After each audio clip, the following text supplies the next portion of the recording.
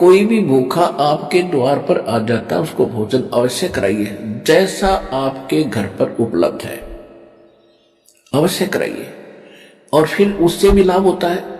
फिर बताया है कि विशेष लाभ होता है साधु संत भक्त जो भक्ति कर रहे होते हैं उनसे ज्यादा लाभ होता है। किस प्रकार कि जैसे एक तो गाय है दूध नहीं देती और एक गाय दूध वाली है, तो दूध वाली को यदि हम वो बिनौले डालेंगे, दाना डालेंगे, यानी अलग से खुराक होती है, आहार होता है दूध वाली भैंस और गाय का, और एक बगैर दूध वाली होती है, तो उसको वो आहार नहीं दिया जाता जो दूध वाली को दिया जाता है। ये आप समझते हो अच्छी तरह। तो कहने का भाव ये है कि उसका जो आहार है वो भी देना है, क्योंकि वो भी आपकी आवश्यकता है जो दूध नहीं देती। लेकिन जो उसको आहार डालोगे, बिनौले डालोगे या कोई और खल डालोगे दूध वाली को, उससे लाभ ज्यादा होगा, वो लाभ नहीं देगी, वो आपका आने वाले समय में फलेगी। तो इस प्रकार एक आम जनसाधारण को भोजन कराने का, जैसे पहले क्या करते थे कि भी किसी का लड़का हो गया, लड़का उनकी खुशी मनाई, 10 गांव को इकट्ठा कर लिया, एक एक घर से एक एक व्यक्ति बुलाया करते थे। उसने कहा करते भाई 12 गांवों की यज्ञ कर दी जग, तो वो कोई जग नहीं थी, वो कोई यज्ञ नहीं थी, वो तो अपन रोटी सभी खा रहे हैं, स्पेशल बुलाए गए, उनसे कुछ नहीं होता। तो साधु संत भगत को आहार कराया जाता है, वो कई गुना फलता है। अब जैसे आप यहाँ दान करते हो, यहाँ टोटली भक्त आते हैं, चाहे किसी ने नाम नहीं लिया है, वो भी परमात्मा की प्यारी आत्मा है, तभी तो इस दरबार में आया। नहीं तो आगे सामने गजा है, कार में बैठ कर खे देशी की दे कर करने कोई क्यों बन गया, क्या है रही हो क्या है, फिर पता चलेगा जब तेरी ब्रन माटी होगी क्या है यो यहाँ पर।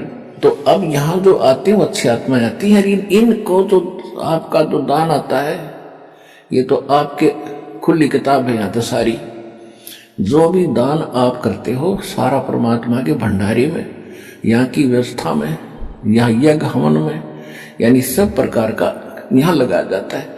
तो ये भक्तों को खिलाया हुआ, भक्तों को दी हुई सुविधा ये कई गुना फलती है। तो कई भक्त पहले के भ्रमित होते हैं कि जी मैं तो घर में पाठ कराऊंगा, क्योंकि उनको वही परंपरा का पता है घर में पाठ कराने से उन्होंने सोचा घना लाभ होगा। नहीं, घना लाभ तो यहाँ होगा, वहां तक 4 आदमी खाएंगे, 10-20 यहाँ देखो कितने पुण्यात्मा। और फिर पाप आप कहीं कर दियो, जो जंगल में छुप कर कराइयो, पाप आपके मस्तक में लिखा जाएगा, और धर्म ने कितना कर लो आपके मस्तिष्क में लिखा जाएगा, उसका फल मिलेगा। तो यहाँ किया हुआ फल नो ज्यादा लाभदायक है, इसलिए आप फल रहे हो फटाफट। और एक शास्त्र अनुकूल साधना है, परमात्मा ने फार्मूले बता रखे हैं, इन फार्मूलों को अपना कर आप चलियो, देखना कैसे लाभ ना हो। और फिर जैसे आप शुरू में आते हो, आपके पास कोई पुण्य नहीं है, पुण्य खत्म हुए तो भी तो आप दुखी हुए।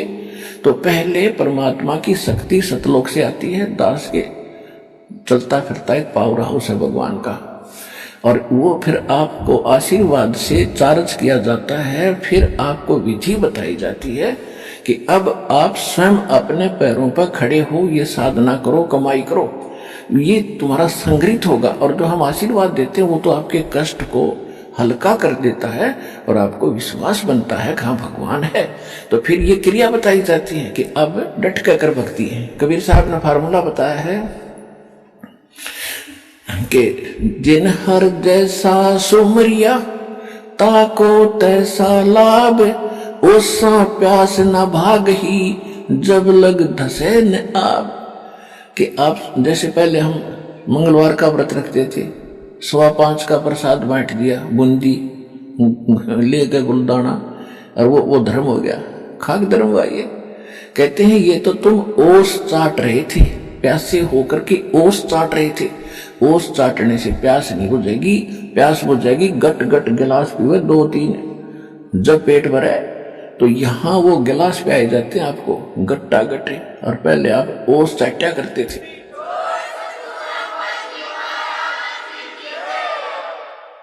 गुरु बिन माला फेरते, गुरु बिन देते दान, गुरु बिन दोनों निष्फल है, चाहे पूछो वेद पुराण।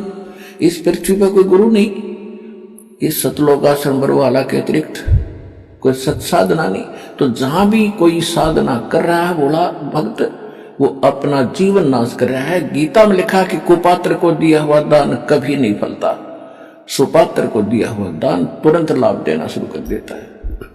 तो ये स्थान है, ये दास है वो सुपात्र, और ये डट कर दान करो और फिर देखना।